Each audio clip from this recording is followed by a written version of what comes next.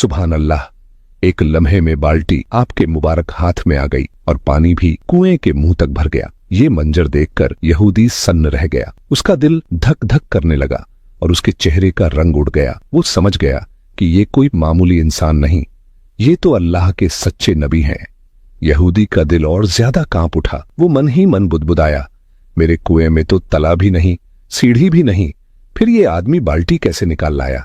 नहीं नहीं, ये साधारण इंसान नहीं हो सकता। इसके बाद नबी सल्लल्लाहु अलैहि वसल्लम ने बिना किसी शिकवे के उसी खजूर के बाग में पानी देना शुरू किया। मिट्टी सूखी थी, मगर आपके हाथों में हिम्मत और सब्र की ठंडक थी। जब पानी देना खत्म हुआ तो यहूदी ने खामोशी से आपको खजूर दे दिए। नबी सल्लल्लाहु अलैहि वसल्लम वो खजूर लेकर अपने घर की तरफ लौटे और रास्ते भर अपने प्यारे नवासे हसन और हुसैन को ढूंढते रहे, मगर बहुत तलाश के बाद भी दोनों नजर नहीं आए। अब नबी सल्लल्लाहु अलैहि वसल्लम का दिल बेचैन हो उठा। आप फौरन रेगिस्तान की तरफ निकल पड़े और कुछ चरवाहों से पूछा, ऐ चरवाहो, क्या तुमने मेरे हसन और हुसैन को देखा है? क्या तुमने दो छोटे छोटे बच्चों को इस तरफ जाते देखा है? चरवाहों ने कहा, हाँ, हमने दो बच्चों को देखा है, मगर आपको एक अजीब बात सुनानी होगी। वो दोनों बच्चे इसी रास्ते से रेगिस्तान के पहाड़ की तरफ गए और वहां जाकर सो गए हैं। लेकिन अफसोस की बात यह है कि जब वो बच्चे यहां से गुजरे,